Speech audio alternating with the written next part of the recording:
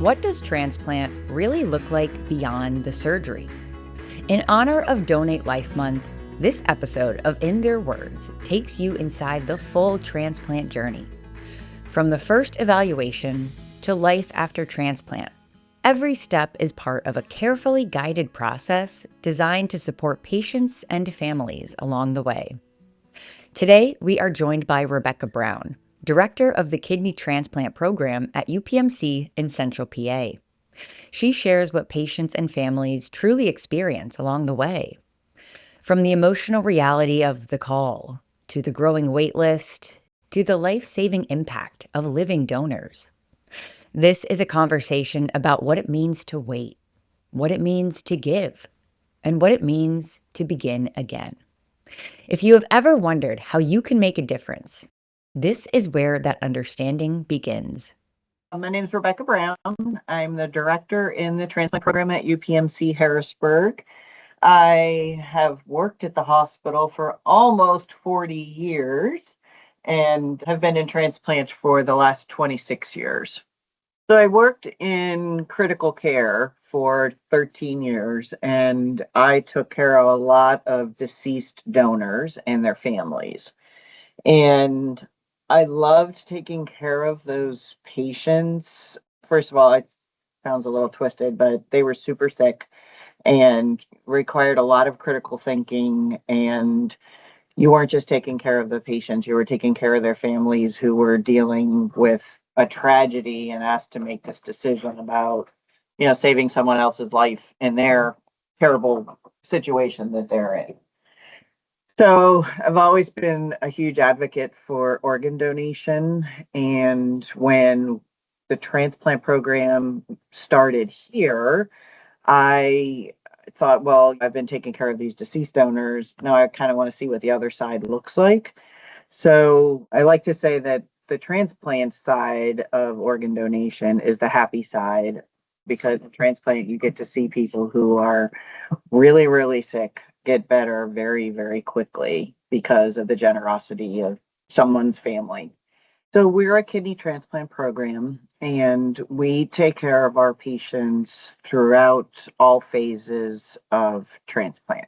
So when we get a referral, patients move to evaluation. Once they've gotten through all of their testing and been determined that they are a good candidate for transplant, then they're put on the list, and essentially they're waiting for a transplant. So if they don't have a living donor, people are waiting years on the deceased donor list because there are more than twice as many people who need a kidney transplant than organs that are available. So we continue to follow our patients while they're waiting. And then when patients, get transplanted, we follow our patients for the life of their transplanted kidneys. So it's probably, I think, the most rewarding part of what I do is that I get to develop these relationships with patients and their families, because there's some genetic diseases that unfortunately afflict many members of families, and we get to know brothers, sisters, aunts, uncles, cousins, and take care of the whole family unit. We have an Amish family down in Lancaster County that we just know the whole family because they all have a genetic disease called polycystic kidney disease. And I have had the opportunity to participate in community events to educate the community about the importance of living donation. I kind of went to them, if you will, was able to interact with them in their community, answer questions. They actually made me dinner. It was a great time. It was really wonderful. And several members in that family have received transplants, and we get to see them, years, like decades later, and how well they're still doing. I started out as a coordinator, so I was the one that was doing the evaluations and making sure patients had their testing done. And then over the years, as our program grew, because back in the day when I started here, it was me and Kim Barnett, who was our program administrator. We were the only pre-transplant coordinator. So we had 2 pre-transplant coordinators, 2 post-transplant coordinators, and 2 surgeons and 4 secretaries. And now we have an office of like 40 people. It's amazing. We have 12 coordinators now and 3 full-time social workers. Just the program has really grown. And as obviously as it has grown, I've moved into a management role to try to help use my experience to make sure that patients get the care that we want to be able to deliver for them. I still have direct patient contact. I still have a few of my own patients. When the Hershey program closed a couple years ago, it was all hands on deck here because 150 referrals in the matter of a month. So everybody was doing everything to keep the program up and running, and we were seeing patients on the weekends, and we were all doing all kinds of things. So I have still a handful of my own patients because we follow our patients from evaluation until they get transplanted and they get a post-transplant coordinator. So it's a great nursing job because you're using your brain and all that knowledge and all your critical thinking skills to be part of a great team, because no one can do this alone. Like, surgeons need nurses, nurses need surgeons, social workers need financial coordinators. We all truly are a team to get the patients what they need so that they have a good outcome with transplant. We've seen people like grow up, get married, and have children. They would not have been able to do that if they were not able to get transplanted. I always call it graduation, right? Because they waited for so long. Many people are waiting, 6, 7, 8 years for transplant. And to finally get that call, I think sometimes we're not real. It's kind of, like, really? Are you sure it's for me? But to help start that next chapter, because a transplant is not the end, the transplant's really the beginning, right? So it's all those years of waiting to get this truly wonderful gift. And sometimes the logistics of getting people to the hospital become a bit of a challenge, but we work through all that. But it's extremely rewarding to see that within a matter of a couple of weeks, these very sick people are very healthy and have so much more energy and feel so much better. Probably one of the most rewarding things that has happened since I've been in transplant is paired exchange transplant, because back in the day, if a potential donor would call and they were not biologically compatible, so blood type or some other reason that they weren't able to donate to their person, we'd say, thanks for calling, but you can't do this, basically, which was very disheartening, because if you told somebody, you want to donate a kidney to help your mom have a better quality of life and to live longer, but you can't just because your blood type isn't the right type, like, what else can I do? And now we have paired exchange where when the donors call, we don't even talk about the biological match anymore, because all we really need to make sure of is that donor or potential donor is healthy enough to donate. And if they're healthy enough, we can find a match for them and for their recipient. And there's 2 people that get transplanted basically instead of just one through direct donation. So paired exchange, in order to be entered into the paired exchange registries, you have to have a living donor. So that's normally someone that is either blood type or other biologic mismatch with their potential recipient.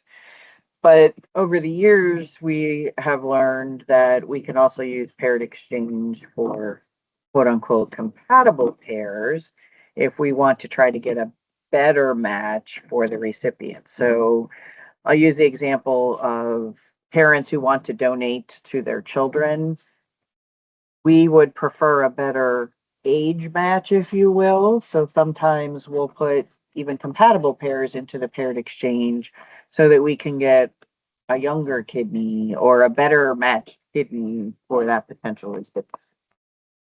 And the more people you put into these registries, the more likely it is that people are going to get transplanted, because we're exchanging kidneys all over the country anymore. So there's really very few boundaries anymore for living donors.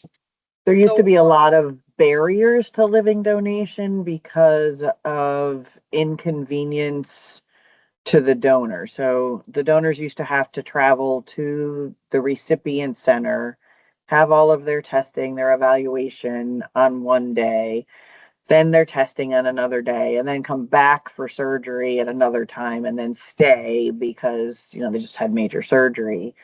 With paired exchange, the donors have the ability to stay closer to home, have their kidney removed at a center that's closer to them, and recover closer to home, and the kidney is shipped. We are one organization, but we have 4 transplant centers within that organization. There are some regulatory requirements that transplant centers have. So we're kind of separate programs within the organization. And we have the benefit of, I guess, sharing resources is probably the best way to say that. So we have satellite clinics, like we're going to Williamsport, we go to York to see patients in that area. The Pittsburgh team goes to different areas to have satellite clinics so that we can take the care closer to the patients.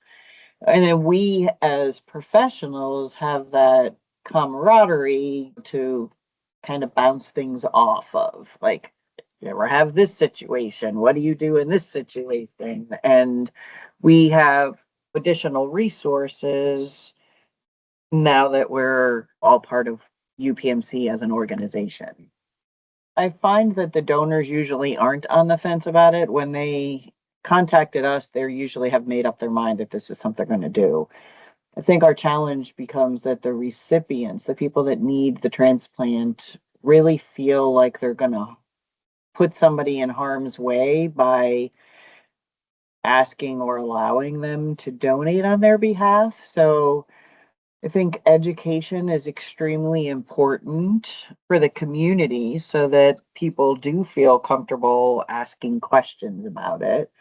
The transplant team's responsibility is to not do any harm to the potential donor. So the donors go through a very extensive testing process to make sure that they are healthy enough to donate. And I always tell my donors, because donors are healthy people that never go to the doctor, right? So if you never check your blood pressure, you never have high blood pressure.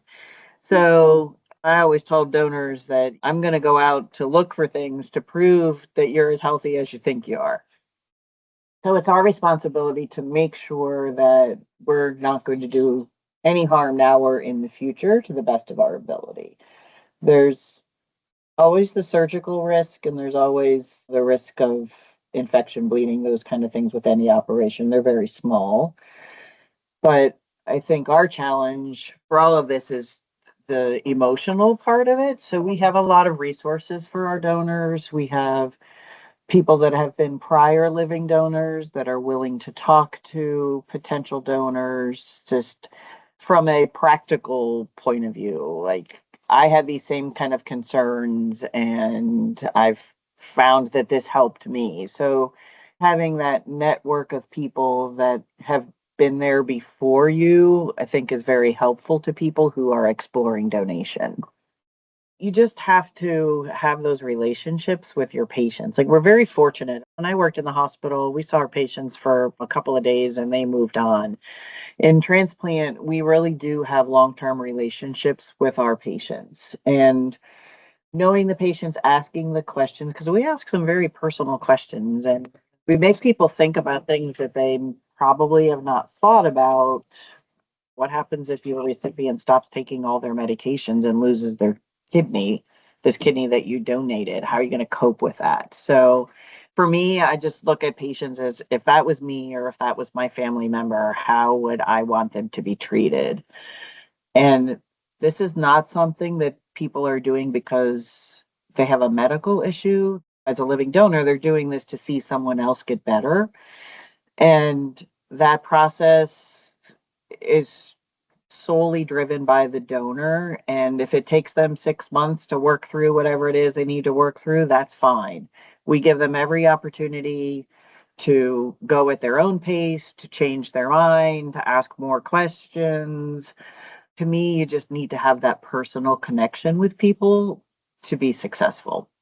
The Gift of Life Donor Program, who is our OPO, was approached, I think, by David, and the Gift of Life was able to, I believe through a grant, we were able to pick 5 patients to participate in this pilot program. So the goal was to try to enroll patients who were likely to wait a long time for transplant and that didn't have any potential living donors that they were aware of. And they use social media, they use community events, they make t-shirts, they do all kinds of things to get the word out to hopefully just, I guess, trigger one person to explore living donation. The quality of their media, I don't want to say ads for lack of a better word, but their media outreaches, I guess is a better way to say that, is amazing. Just the personal, emotional side of waiting for transplant that I don't think, unless you're living it, you have any concept of what it's like to be on dialysis every day for years until you get that transplant offer. So it's been good for our patients. They kind of have to open up a little bit and share some things to participate in the pilot program. And I think it has helped them, I don't know, show the community what it's like to live with end-stage renal disease. So I know there's 94,000 people waiting for kidney transplants in this country. We have a wonderful website. So there's lots of information on our website about donation and transplant. But I think reaching out to the transplant center, talking to someone, finding out what it's all about, and just start the education process. The scary part is not knowing. Once you know about transplant, the more you know, I think the more prepared you are when going through the process. So just asking questions, learning about what transplant is, really does alleviate some concerns. April is Donate Life Month, and not everybody can be a living donor, but everyone can surely consent to be a deceased donor. And I think a lot of times people self-select themselves out, right? Like, oh, I have this wrong with me, I have that wrong with me. No one would want my organs. And that's usually not true. I always tell people this is something you need to talk about with your family while you're awake and alive and express your wishes, because asking your family to make those decisions during a catastrophic event, they're not going to make good decisions because they're so stressed. Talking about it, making your wishes known, and letting medical professionals decide if your organs are good enough for transplant or if we can use bone or tissue or whatever. Just saying yes to donation is very, very important. Thank you for listening to this episode of In Their Words. Transplant is not just a moment in time. It is a journey shaped by resilience, generosity, and the profound impact of human connection. If this conversation moved you, we encourage you to take the next step. Learn more about organ donation, consider becoming a living donor, or share this episode with someone who may be inspired to help. Your voice, your choice, and your willingness to act can change a life. You can learn more about transplant services at UPMC at upmc.com. Be sure to like, rate, and review this podcast so we can continue sharing stories that matter. Until next time, thank you for being part of this story.